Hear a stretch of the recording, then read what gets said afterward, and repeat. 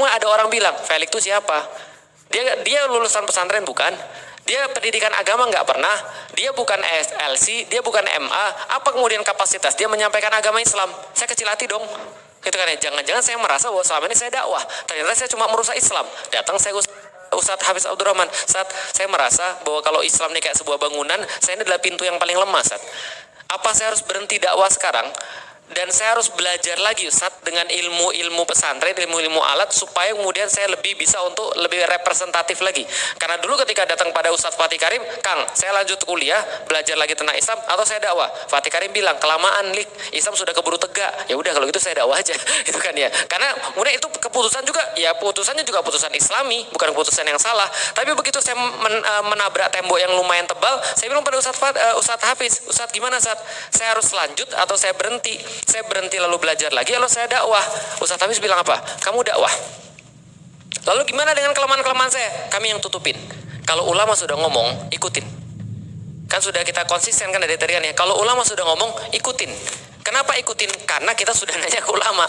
Jangan kayak anak zaman-zaman sekarang gitu kan ya. Sudah berbuat baru nanya, gitu kan ya. Nah, jadi kalau nanya sudah dijawab, sudah ikutin, maka itulah namanya barokah. Maka jawabannya tadi, kita memang minim kebenaran, tapi di antara hamba-hamba Allah ini ada orang-orang tertentu yang Allah kasih basirah, yang Allah kasih kepekaan hati, yang Allah kasih kemudian ketajaman intuisi, yang Allah kasih ketepatan insting untuk senantiasa kita tanyain. Maka bagi saya tanya ke Ustadz Fatih Karim, saya tanya pada Ustadz Hafiz Abdurrahman ketika saya punya problem, ketika saya punya masalah. Maka begitu Ustadz Hafiz bilang, Lik, leren, berhenti Lik, gak usah dakwah lagi, kamu belajar. Saya akan berhenti dan saya akan belajar. Tapi kalau yang ngomong netizen, bodoh amat saya. Kenapa? Antum guru saya bukan? Kenapa saya harus ikutin antum? Bukan antum yang berhak untuk menentukan hidup saya. Paham gak sih? Felix itu bukan pesantren, biarin aja, follower saya lebih banyak, bodoh amat. Paham teman-teman sekalian?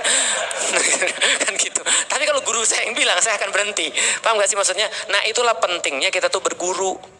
Pentingnya kita tuh berguru sama orang yang kita dengerin omongannya dia. Karena kalau netizen mah bisa ngomong apa aja, gitu loh maksudnya. Dan antum gak akan pernah selesai dengerin ngomongan netizen. Maka tadi benar pertanyaan tadi, kita kan minim kebenaran nih. Kalau kita cuma dengerin orang juga, itu salah juga. Kalau kita tidak dengerin orang, itu juga salah juga. Antum pernah dengar kisah keledai? Ada dua orang jual keledai gitu kan ya. Keledainya sudah agak tua, anaknya masih kecil sama bapaknya. Bapaknya jalan bawa keledainya. Setelah itu kemudian orang-orang lewat. Itu ngapain sih tuh orang? Keledai ada, nggak dinaikin. Bodoh dua-duanya, gitu kan ya. Karena dengar nggak mau dikatain bodoh, ya udah. Kalau gitu bapaknya bilang, nak kamu naik nak, biar bapak yang bawa. Anaknya kemudian naik, bapaknya yang bawa keledainya. Anaknya di atas keledai, lewat lagi depan orang, netizen komen lagi kan gitu kan ya.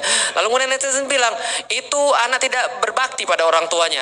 Kenapa? Masa anaknya di atas bapaknya suruh menuntun dia? Anak macam apa itu? Gak berbakti, bodoh tuh anaknya. Anaknya nggak mau dibilang bodoh, bapaknya bilang gantian nak, aku yang di atas kamu yang nuntun nak. Nah, lewat lagi netizen bilang apa lagi? Bapak gak sayang anak tuh. Bapak macam apa? Anaknya sudah kecil kayak gitu malah disuruh nuntun. Masa anaknya kayak itu suruh nuntun, bapaknya nggak peduli sama anaknya. Ya udah kalau gitu kita naik dua-duanya. Karena kita nggak mau dibilang bodoh, naik dua-duanya. Apa kata netizen? Ini orang dua ini sudah tahu keledai itu udah tua. Masa dinaikin dua orang, nggak punya otak tuh dua orang. Akhirnya mereka bilang ya udahlah kita angkat aja keledainya. Jadi akhirnya mereka ngangkat keledainya. Netizen ngomong apa lagi? Paham ya? Jadi antum nggak akan bisa selamat dari omongan netizen. Gitu maksudnya. Nah, yang harus antum dengerin itu adalah guru, bukan netizen. Nah, guru itu silakan antum cari siapa, Ustadz Fatih Karim, siapa misalnya gitu kan ya. Kalau guru antum ngomong, walaupun guru antum tidak tepat, barokahnya sudah pasti. Bisa dipahami maksudnya? Meskipun guru antum tidak tepat, barokahnya sudah pasti. Insya Allah. Karena guru juga nggak akan sembarangan ngasih pendapat, dan nggak akan guru tuh nyangsarain antum gitu loh maksudnya. Gitu kan ya. Contoh misalnya, Ustadz, saya harus gimana sekarang? Jual rumah antum, gitu kan ya. Jual mobil antum ikut saya aja jalan. Nggak gitu juga. Padahal kita udah punya keluarga dan segala macam. Guru pasti akan mikirin kita juga. Dan guru itu akan tahu kondisi kita seperti apa. Dan dia pun akan senantiasa berdoa pada Allah agar apapun yang kemudian dia putuskan dan yang kita pilih itu insya Allah akan senantiasa menambah kekuatan Islam. Gitu ya. Nah, maka sampai sekarang saya masih happy. Walaupun ya saya pasti akan nanya terus sama guru-guru saya. Wallahu a'lam bishawab.